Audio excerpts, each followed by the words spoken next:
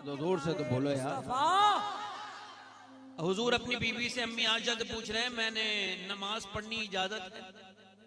हाय हाय, लोग तो अपनी बीवियों के साथ जुल्म बड़ा करते हैं। कुछ बीवियां भी जुल्म करती हैं तो कुछ मर्द भी जुल्म करते हैं। वैसे मजलूम मर्दों की तादाद ज्यादा है इस दौर में। अच्छा, जिनकी शादियां नहीं हुई वो ये समझ रहे हैं कि क्या कहते हैं लोग। अब जब हो जाएंगी तो आपको ये तकरीर बड़ी अच्छे समझ में आया करेगी। अब जिन्होंने शादी हुई नहीं उनको क्या पता कि औरतें किस तरह से जुल्म करती हैं। उनके अब्बा ने उनको कभी बताया नहीं कि तुम्हारी अम्मी कैसे मुझ पर जुल्म करती है, मर्द कैसे जुल्म करते हैं। मगर मेरे नबी कह रहे हैं, आयशा तुम इजाजत दो कि मैं नमाज पढ़ लूं। मेरे आका करीम सल्लल्लाहु अलैहि वसल्लम के गुलामों, अम्मी आयशा कहती हैं आप मालिक हैं नहीं, रात आपकी है, आप इजाजत देंगे तो मैं नमाज पढ़ूंगी या रसूल, मैं नमाज पढ़ूंगा आयशा, तुम मुझे इजाजत दो। अम्मी आयशा कहती मैंने हाँ कर दी। तो मैंने आज हुजूर को नमाज पढ़ते देखा, अल्लाह अकबर। कहते हैं आज हुजूर का जो दिल था ना वो ऐसे धड़कता था कि मुझ तक आवाज आती थी। और मेरे नबी पाक सल्लल्लाहु अलैहि वसल्लम की आंखों के आंसू निकलने लगे। सर्दी की पूरी रात गुजर गई, हुजूर के आंसू मैंने इतने देखे कि घर के बाहर को निकलने लगे, यानी हुजूर के आंसू घर के बाहर को निकलने लगे।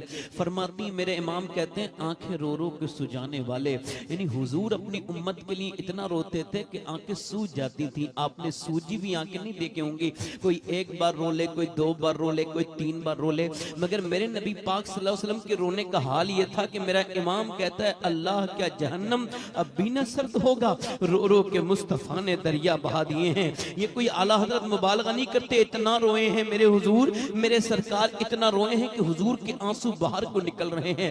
अम्मी आयशा फरमाती फिर बिलाल हबशी आए और उन्होंने अजान पढ़ने के बाद कहा या रसूल अल्लाह आपको इतना रोते देख रहा हूं, आपके सदके से तो अल्लाह अगलों के और पिछलों के गुनाह माफ करेगा, आप क्यों रोते हैं? आपने फरमाया बिलाल मैं क्यों ना रोऊं, जबकि आज मुझ पे ये आयत करीमा नाजिल हुई। अल्लाह ने फरमाया इन फी खल्क़िस समावाति वल अर्द वख्तिलाफिल लैली वन नहारी लआयातिन लिउलिल अलबाब, यानी दिन ये जमीन आसमान की पैदाइश में और दिन का रात में और रात का दिन में बदल जाना, इसमें निशानी है अक्ल वालों के लिए। यानी रात और दिन में, दिन का रात में तब्दील हो जाना, सुबह का शाम, शाम का सुबह, ये कोई आम बात नहीं है, निशानी है। यानी एक दिन और कम हो गया मौत के करीब। मेरे आका फरमाते हैं मैं क्यों ना रोऊं जबकि मुझ पे ये आयत नाजिल हुई। इसका मतलब ये मेरे पैगंबर अपनी उम्मत को सबक दे रहे हैं कि जब सुबह हुआ करे तब भी रोया कर कि ये सुबह आई है। जब सुबह सूरज निकलता है तो ऐलान करता है ऐ इंसान तुझको जो करना हो वो कर ले, मैं आज आया हूं, आज के बाद मैं दिन निकलता है फिर कभी नहीं आऊंगा। रात कहती है ऐ रात में इबादत करके अपने रब को मना ले, अगर आज मैं गुजर गई और सुबह तेरी मौत हो गई तो तुझे सिवाय अफसोस का कुछ नहीं मिलेगा। आज रात में कुछ रो ले, मगर इंसान सुबह से लेके शाम तक गाफिल, शाम से लेके सुबह तक गाफिल, उसको अपने रब की तरफ जाने का कोई यकीन नहीं। इंसान वो बेवकूफ और इतना बदतरीन किस्म का अपना मुस्तकबिल साज है कि आगे की सारी बातों का इसके पास एहतमाम है, ये सारी बातों की प्लानिंग करता है। फला बच्चे के लिए घर बनाना है, फला की चीज बनानी है, ये बनाना है, वो बनाना है, मगर इंसान की मौत उसके करीब है, वो उसकी कोई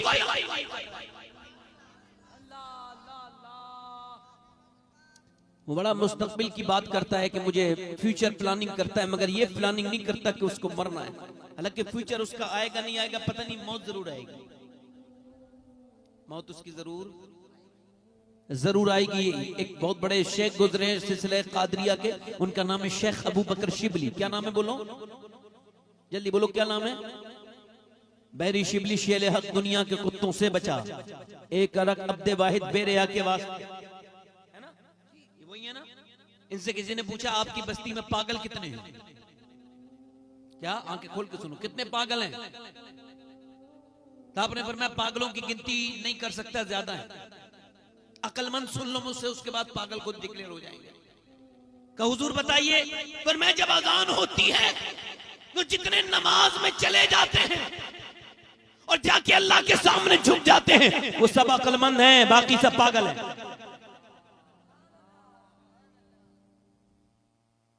जल्दी बोलो बाकी सब।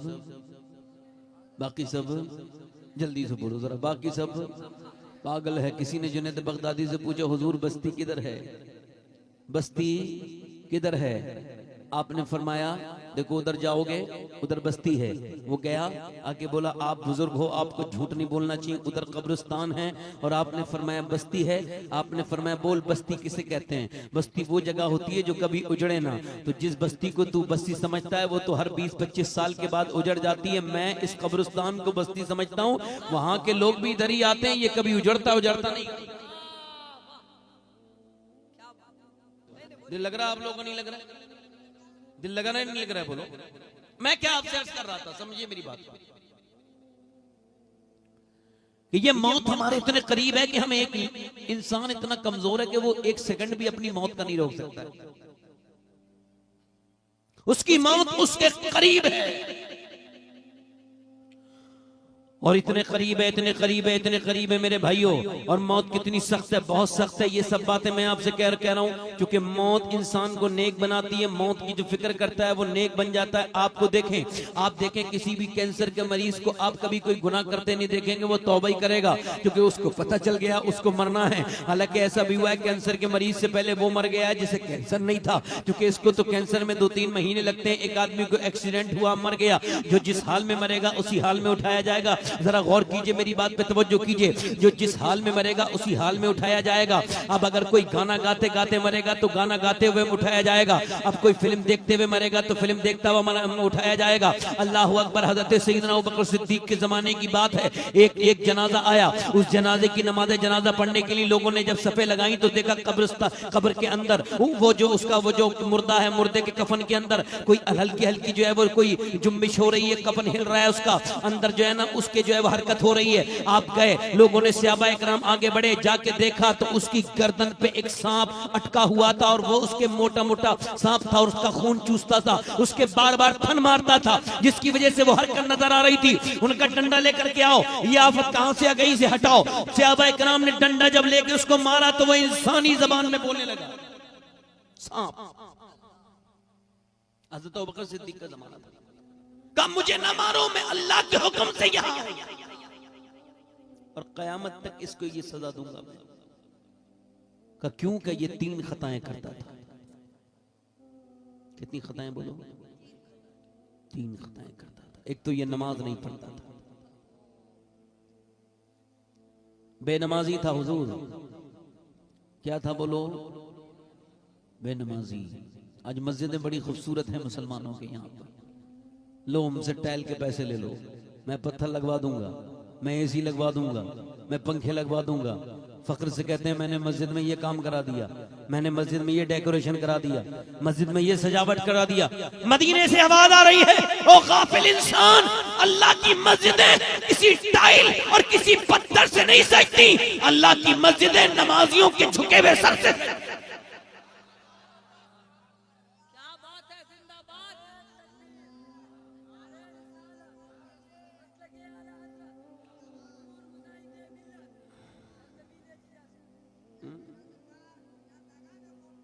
और दूसरा इसके अंदर ये गुनाह था कि ये ज़कात नहीं देता था। क्या नहीं देता था बोलो? ज़कात।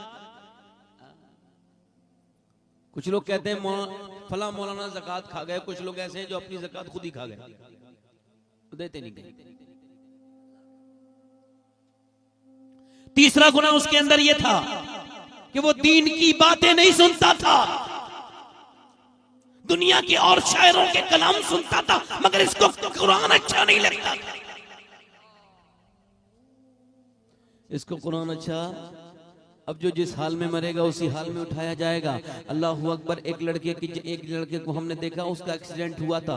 अच्छा जरा गौर करें, लोग बड़े तकब्बुर करते हैं, बड़े गुरूर करते हैं, मेरा ये घर है, मेरा वो है, मेरा ये है, मेरी दुनिया ये, मेरे अंदर इतनी दौलत, मेरे पास इतनी दौलत। एक आदमी मर गया, मरने के बाद पुलिस उसको लेकर के आई एक मोहल्ले में मुसलमानों के, इसका पोस्टमार्टम किया है, ये इसकी लाश मिली हमको वहां पर दरिया में। अब इसकी पहचान तो ना हो सकी ये कौन है, मगर इतना पहचान हो गई मुसलमान है, लिहाजा आप इसका नमाज जनाजा पढ़ा दे। इमाम ने कहा नमाज जनाजा पढ़ा सकता हूँ मगर मेरे पास पैसे नहीं इसके कफन के। मस्जिद में ऐलान हुआ, कोई 2 रुपए, कोई 3 रुपए, कोई 1 रुपया, कोई 5 रुपए, 2.5 घंटे तक चंदा हुआ, तब जाकर के उस बेचारे कमजोर बदनसीब इंसान का वो कफन तैयार हुआ।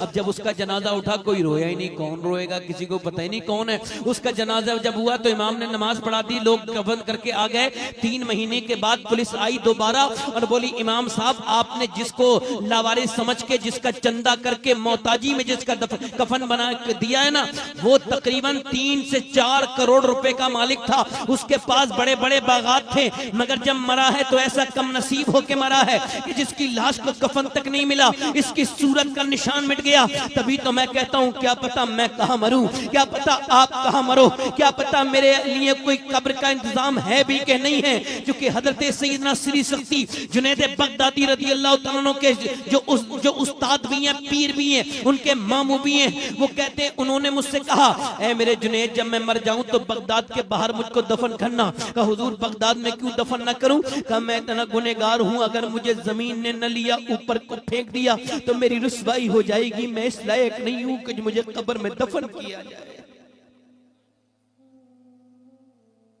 कब्र में मुझे दफन किया जाए।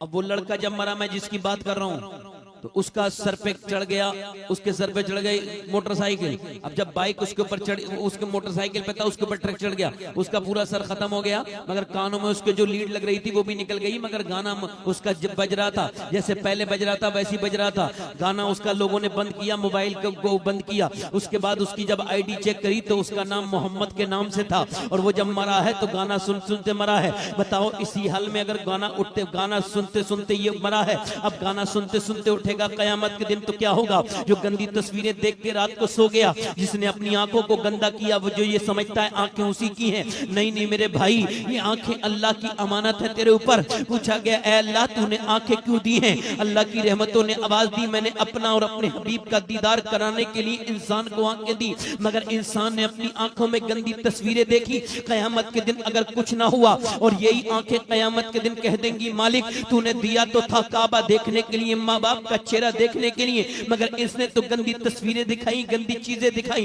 तो उस वक्त में क्या होगा? नाम मोहम्मद रख के इंसान ऐसे मर रहे हैं। ये मरने का हाल है, ये मुसलमानों का हाल है कि वो मुसलमान लड़का है और वो गंदी तस्वीरें देख के मर गया, और उसी हाल में वो उठेगा तो क्या होगा? मेरे आका करीम फरमाते हैं मेरी उम्मत में आखिरी जमाने में एक बंदा सुबह के वक्त में मुसलमान होगा, और शाम को जब वो होगा, जब शाम होगी तो उसका ईमान छीन लिया जाएगा। इतना इतना इतना सख्त दौर है ये। ऐसे गाने सुनने वाले, ऐसे ड्रामे सुनने वाले मुसलमानों को देखो, नौजवान लड़कों की हालात देखो। इकबाल कहता है उम्मती वो जो बुत शिकन उठ गए, बाकी जो रहे बुतकर हैं। उम्मती 22 रुसवाई पैगंबर हैं, यानी वो उम्मती ये नहीं है जिस पे नबी फख्र करते थे। अब तो ये उम्मती अपने नबी की माज़अल्लाह ये तो रुसवाई करवाते हैं। ये इतने खराब लोग हैं आज के जमाने के, माज़अल्लाह कितने खराब लड़के और लड़कियां हैं, और कैसी बदतमीजियां इन्होंने शुरू की हैं, और कैसे बिल्कुल बेपर्दा हो बेपरवाह हो गए ये लोग। अरे पहले जमाने में, अंग्रेज के जमाने में एक बुजुर्ग थे, उनका नाम था सिराजुल हक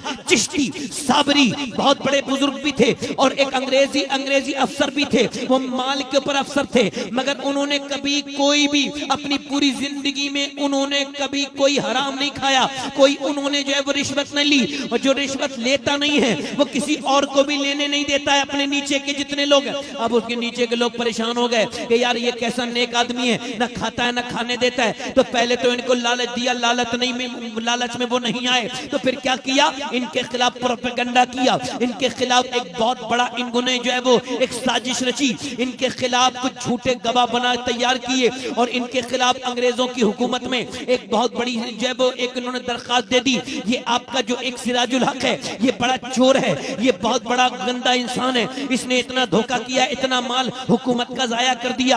अब जब अंग्रेज के दरबार में पहुंचे सिराजुल हक, तो पहले गाड़ियां नहीं जाती थी, पहले उनके जमाने में घोड़ियां थी। वो घोड़ी को बाहर बांध करके अंदर पहुंचे। जज ने उनको देखा, देख के पूछा क्या आपके ऊपर ये इल्जाम है, आप अपनी सफाई में कुछ कहना चाहते हैं, आपने ये माल चुराया है कि नहीं चुराया? आपने फरमाया मैं कहूं या जो मेरी घोड़ी बाहर खड़ी है वो मेरी सफाई,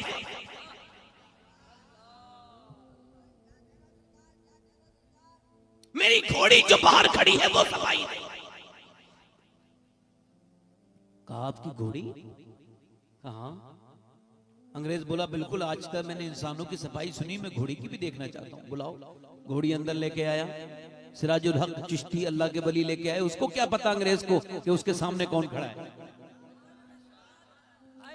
सिराजुल हक चिश्ती बोले अब आप ऐसा करें, कहीं किसी जंगल में किसी के खेत से कोई घास मंगवाए।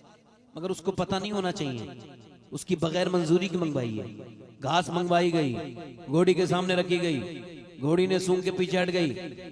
अब अंग्रेज हैरत से रहने लगा, क्या मतलब?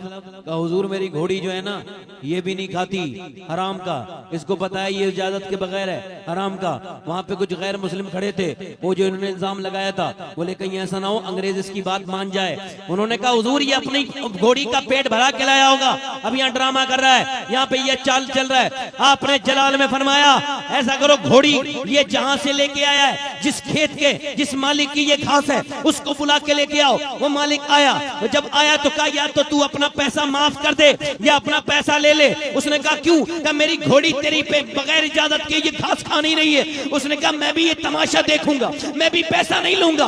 उसने मैं इसको माफ करता हूं। जैसे ही उसने माफ किया है, घोड़ी आगे आई और आके उस घास को खाया। जैसे ही घोड़ी ने घास खाई, पूरा मजमा बोला अरे जब मुसलमानों की घोड़ी इतनी ईमानदार है तो ये मुसलमान कैसे ईमान वाले होंगे। पूरा अदालत कलमा पढ़ के मुसलमान हो गई। ये हाल है उनके गुलामों का, सरकार का आलम क्या। नारे तकबीर, नारे रसालत, ताजू सरिया कॉन्फ्रेंस। खुद अर्श के सितारे आंखें बिछा रहे हैं, महराज मेरे आका तशरीफ ला रहे हैं। उम्मत से कितना प्यार है, आका को देखिए सजदे में मुस्तफा ने आंसू बहा रहे हैं।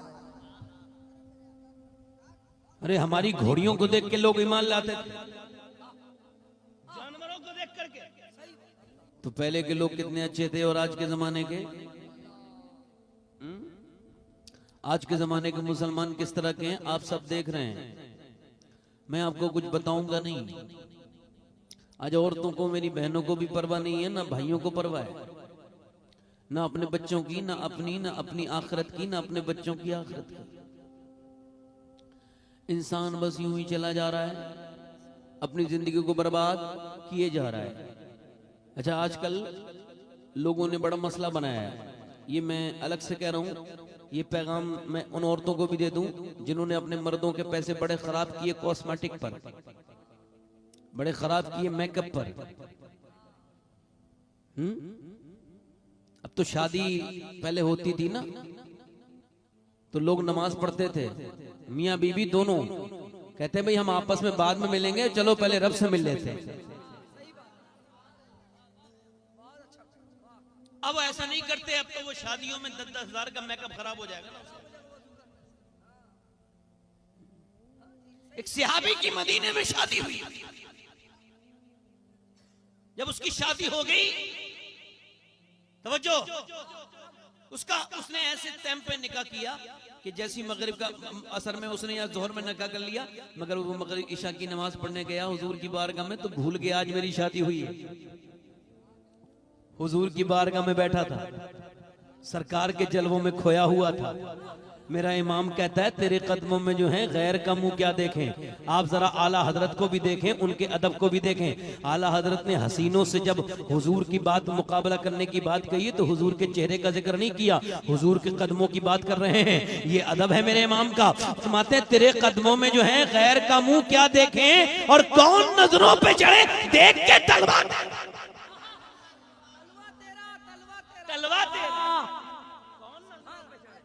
देख के तलवा तेरा, देख के तलवा तेरा, कौन नजरों पे चढ़े। ये तो देखो लोग इससे मोहब्बत करके बर्बाद हो गए, वो उनसे मोहब्बत करके बर्बाद हो गए। फला की वीडियो वायरल हो गई, क्या हुआ, फला लड़की से बात कर रहा था उसका ऑडियो वायरल हो गया, फला साहब का वायरल हो गया, इनका वायरल हो गया। इज्जत खत्म, बाप की जगह दादा की खत्म, दादा की परदादा की खत्म, इनकी मोहब्बत उनकी मोहब्बत। और वो जो मोहब्बत करने वाली लड़की है जिससे इंसान आजकल मोहब्बत कर रहा है, मोहब्बत करके इंसान ये भी इधर फंस गया वो उधर फंस गई, बेचारे दोनों परेशान है, दोनों को शिकायतें हैं। 99% वो लोग जिनकी शादियां होती हैं मोहब्बत से, तलाकें भी होती हैं। 90% लोगों की तलाक़ें होती है जो मोहब्बत से शादियां होती है।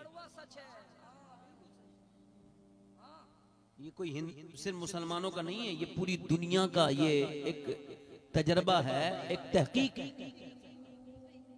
क्योंकि वो ऊपर नीचे देखते नहीं है, मिलाते नहीं है, माँ बाप बैकग्राउंड मिलाते हैं, ये ऐसे ही मोहब्बत में मोहब्बत क्या, इनसे इनकी जो ख्वाहिशात नफ्स है उसके चक्कर में पागल है।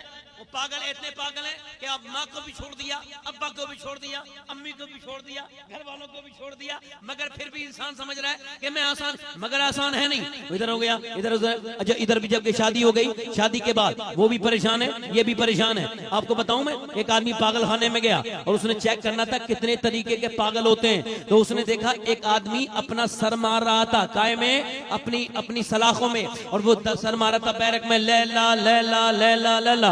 उसने कहा साहब ये, कहा साहब इसको लैला नहीं मिली, पागल हो गया। उसने कहा साहब लैला नहीं मिलती तो आदमी पागल हो जाता है, ये भी एक तरीका है। आगे बढ़ा तो कुछ फिर एक आदमी यही कह रहा था लैला लैला। उसने कहा सेम कैसे का नहीं, डिफरेंट है, तजाद है। उसको नहीं मिली तो पागल हो गया, इसको मिल गई तो लैला ने इसको पागल कर दिया है। मतलब ये मामला ऐसा है, मिले तब भी पागल, ना मिले तब भी पागल। मोहब्बत उससे करो कि ना मिले तो वैस करनी, और मिल जाए तो बिलाल हबशी। तकबीर, नारे रिसालत, सैयद सबाब हुसैन साहब किबला, नारे तकबीर। के रहे हर ख्यालों में ख्याल उनका, रहे मेरी आंखों में जमाल उनका है। इश्क क्या कोई उस गुलाम से पूछे, हो गया है दीवाना बिलाल उनका। क्या गुलाम का है ये मर्तबा, वो अजान न दे तो सहर ना हो, ये मकाम है इसके बिलाल। आज तो बीवियों के चक्कर में अम्मा को छोड़ दिया। सही बात, अम्मा को छोड़ दिया, अब्बा को छोड़ दिया। अम्मा को बिल्कुल छोड़ दिया, बाद में मरने के रो रहा है। बदतमीज, ये आंसू क्या बहाता है, हाय मेरी माँ। अरे इस माँ से तूने जितना हाय मरने के बाद कहा है ना, जीते जी अगर इससे आधी भी मोहब्बत दे दी होती तो तेरी माँ ने तुझे ऐसी दुआएं दी होती, तेरी दुनिया भी कामयाब हो जाती। आखिर पैगाम है वाह, नारे तकबीर, नारे रिसालत, पैगाम इस्लाम। दिल लग रहा नहीं लग रहा? आप लोग जोर से बोलो, अच्छा पैगाम, मुस्कुरा के बोलो। बहुत जरूरी है। सियाबी है, हुजूर के कदमों में बैठा है। नबी ने फरमाया आज तेरी शादी हुई, अपने घर तो चला जा। अपने घर गया, बीबी के पास गया, बातचीत हुई, उसके बाद आवाज आ गई कि नबी पाक ने बुलाया है, तो फिर चल दिया, शहीद भी हो गए। मैं जो बात आपसे अर्ज कर रहा था, मेरी बरतरफ ध्यान से सुनिए, गौर कीजिए मेरी बात पर, जो मैं आपसे कह रहा हूं। अब ना बेटियों को इस बात की परवाह है, ना बेटों को इस बात की परवाह है कि हालात किस कदर दीगर हो गए। लोग बर्बादी की तरफ तेजी के साथ जा रहे हैं। उनको कौन बचाए, उनको कौन बताए, उनको कौन ये समझाए कि तुमको आखिर आना किधर है। मैं जो आपसे बात कर रहा था वो ये अर्ज कर रहा था आपसे कि जनाब मोहतरम, अपनी जिंदगियों को आप तब्दील करें और याद रखें, दुनिया में माँ बाप को राजी रखें,